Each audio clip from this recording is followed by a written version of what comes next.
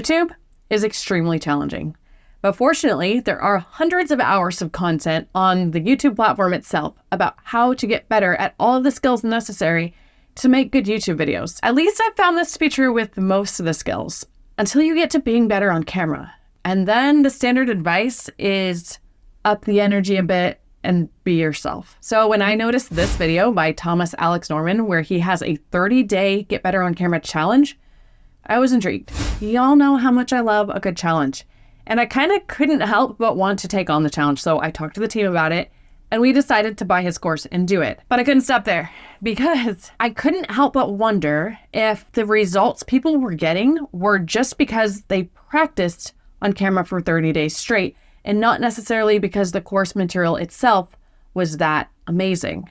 And so I decided we needed a control group and a test group. So here's what we came up with. Ricky and I would buy Thomas's course and go through it, while Nathan and Jake would create their own curriculum and practice on camera for 30 days alongside us. But we weren't going to compare courses at all. In fact, they weren't allowed to know what was on ours and we were not allowed to know what was on theirs, because we really wanted to test how important having this course was compared to just the regular everyday practice and how much of a difference you could make if you're just kind of on your own without a guided resource. Ready to see what happened? Here are some clips of what we were like on day one. And I'm realizing that it's a lot harder to talk on camera in the way I normally talk on camera, the little bit exaggerated on camera presence when I'm supposed to do it in one take. What's up, YouTube? Today I want to talk about why I think it's important to have a dog. I have two myself. All right, this is day one of my... Hi, my name is Ricky and this is my day one video of my 30-day challenge. So this is my baseline video. I'm gonna go ahead and just talk about myself, things I've been thinking about, goals. And here are some clips of what we were like on our final day. 30 days ago, I made a video. In that video, I did some brainstorming.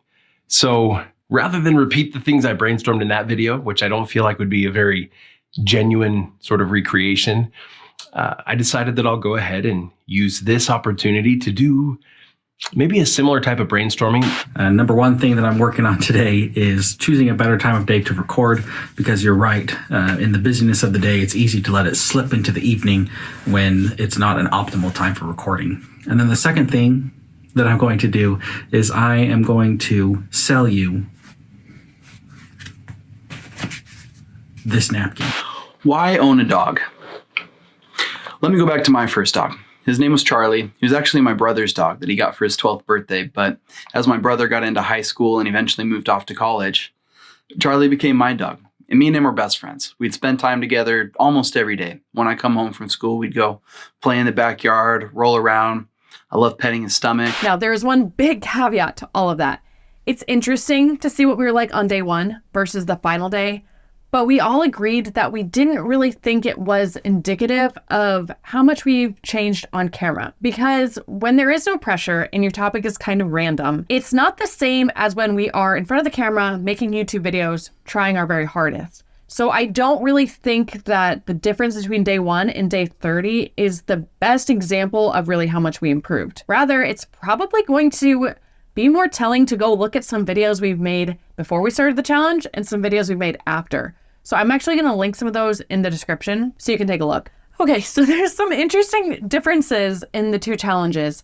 Ricky and I felt like there wasn't enough pressure, and it's really hard to tell if that was because of the nature of our challenge itself, since it was different than what Nathan and Jake did, or if it was more inherent to our personalities. But what we discovered was that we didn't feel like we got as good a practice when we didn't have the pressure of knowing that it was for an actual YouTube video. When we knew it was practice, it was hard to take it seriously.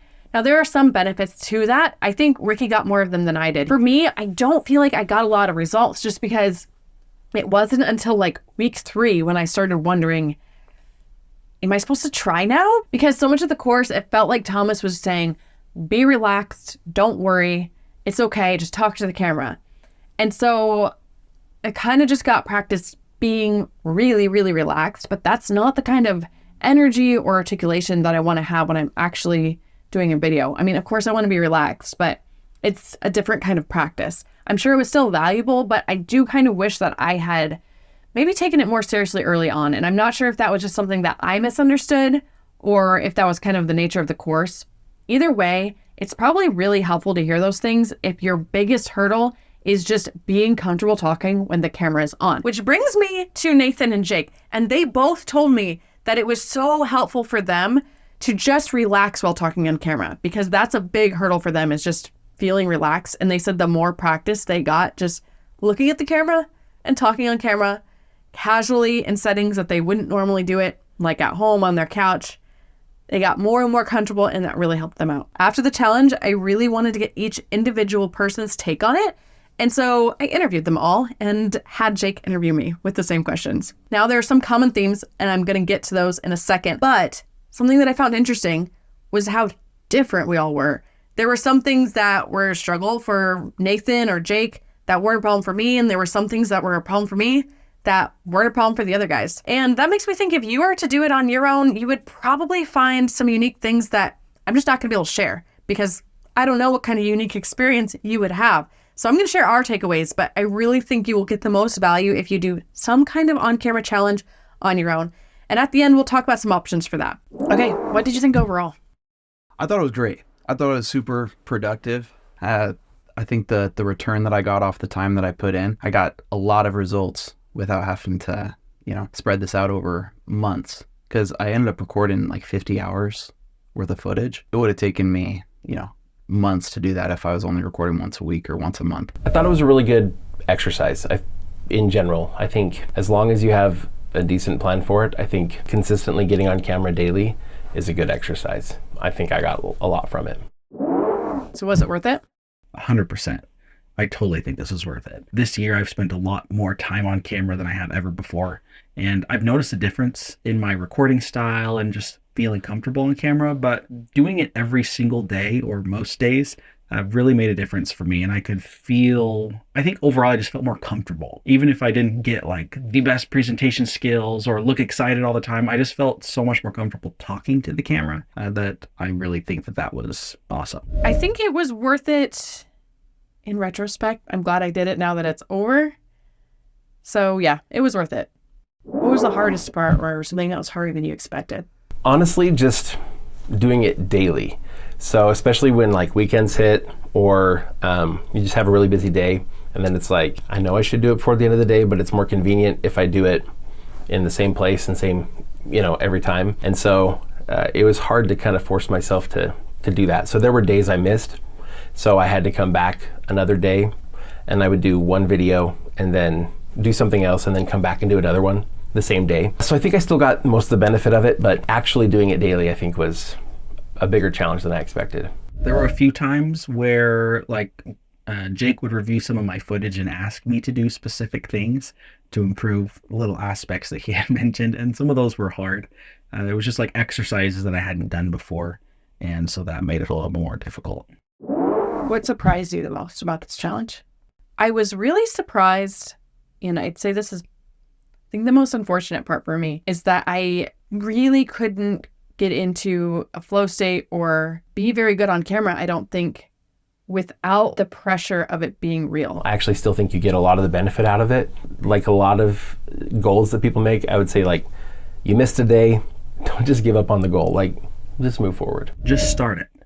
I think that's probably the biggest barrier, even for us when we were planning to do this. I think we had talked about it a few weeks in advance, and then it took us a while to just actually get started. Even if you don't have a perfectly laid out plan, just getting yourself on camera day after day after day is so valuable. The first time I was ever on camera for YouTube, it was the challenge for this channel where we did 52 videos in 24 hours. And I told Jake, to record video after video after video was really helpful. And it was really interesting to see how I could record one video, know that I did something wrong or not very well, and then improve it right away. That's essentially the same thing as a 30-day challenge. It's just you have a little bit of time in between each recording session to think more fully on things you can improve on. So I just start it. And if you miss a day, don't give up. And not even that you necessarily need to make up that day. Just move on to the next day and record that day. Record as often as possible. After the interviews where I asked everybody how it went, I also wanted some more concrete, concise takeaways. So I asked everyone for 3 to 5 little tips or takeaways that they had from the challenge. And I also included my own. And then I noticed some commonalities. So there's kind of 3 core things that I think we all had in common. And here they are. The first is comfort. We all felt like that was a really important part of the challenge and part of our growth and something we want to continue to get better at. Ricky enjoyed the state exercises because they helped him get more comfortable. And like Jake said, he liked to think of the camera as a friend. And something really neat that him and Nathan did in their challenge was they would make videos for each other. So they were, in a way, literally talking to a friend. They knew exactly who was going to watch that video. It wasn't some random stranger on YouTube. It was their coworker that they know pretty well. And they also would do like these back and forth videos where, for example, like Nathan mentioned that he loved Walmart. And Jake's like, I hate Walmart. Tell me, what do you love about Walmart? And then Nathan responds with like 5 reasons he loves Walmart. So they're almost having this back and forth video conversation, which I think allowed them both to really get comfortable seeing the camera as a friend instead of some judgmental audience, like Jake put it. Okay, the next common theme I noticed was articulation and being concise and easy to understand. Now, this is probably the most contradictory to just be yourself. I completely agree that on camera, it's very important to be comfortable and to be yourself. But the biggest risk of that is that you can be hard to understand. I don't know why this is such a big problem on camera, because in real life, it's not really a huge problem. When you're talking to a friend, you don't have to like overthink if you're being really easy to understand, if your words are coming across well, but probably part of that is the audio and also the back and forth feedback. Like if I'm talking to a friend and I say something that doesn't make a lot of sense, they might like raise an eyebrow or ask me to explain, or maybe I will notice a look on their face and I'll say, does that make sense? And they'll say, no, it doesn't. What do you mean by that? Or they'll say, yeah, for sure, I get you, keep going. But when you're talking to a camera, you have no idea if you have explained yourself well enough or not. You get me? I think you get me. You can't answer that, but I think you get me. So we're going to move on. We all had some sort of realization about how we need to make more sense. I personally interrupt myself all the time. I do this super irritating thing where I start to explain something and then I change my mind. And Nathan said that he has word salads where he kind of just goes on and he's kind of a lot of fluff and it's not making a lot of sense. So we all had some version of wanting to be easier to understand. So comfort, being easy to understand. And then the third kind of category common theme I noticed was like emotional dynamics and energy. This was one of my favorite lessons from Thomas's course. And since it's a paid course, I'm not going to spoil it, but it did have to do with feeling your emotions and expressing them on camera. That was a big one for me. And just working on that emotional range. I know Ricky's working a lot on his dynamics, expressing these different emotions instead of just being kind of monotoned or mono-emotioned, however you explain that. Vulnerability, Nathan talked about this too. All of us felt like we wanted to have a broader range of energy and emotion and just more of that, less flat. And so it's getting back to yourself and maybe turning it up just a notch. Okay, so is the course actually worth it compared to doing it on your own? Here's my take. I think you will get results whether you do his course or you do your own practice for 30 days straight. The difference is that with Thomas's course, you may be more likely to stick to it because you don't have to do the research on your own. And he has a lot of creative ideas. So if you have no idea where to start, you're like, I want to be good on camera, but I have no idea what I'm doing wrong. I have no idea what I need to improve. Then I think his course is an awesome resource. If you kind of know what you want to improve, like if you're a brand new beginner and you think, well, I need to improve on everything so I can just kind of start going down the list of those most generic tips, like looking at the lens and not saying, then maybe start there. Or if you are really advanced and you've been doing this for a long time, so you don't really know where else you can improve, then Thomas's course has some really creative ideas. And I'm sure you've thought of some of them, but I guarantee you have not thought of all of them because some of them are really, really neat. But it's so frustrating to pay for a course and then realize that you never did anything on it. I've definitely done that before in the past with other kinds of courses. So you might want to just try your own challenge, even for 7 days. And then if you're able to be consistent and stick with it, then check out Thomas's course.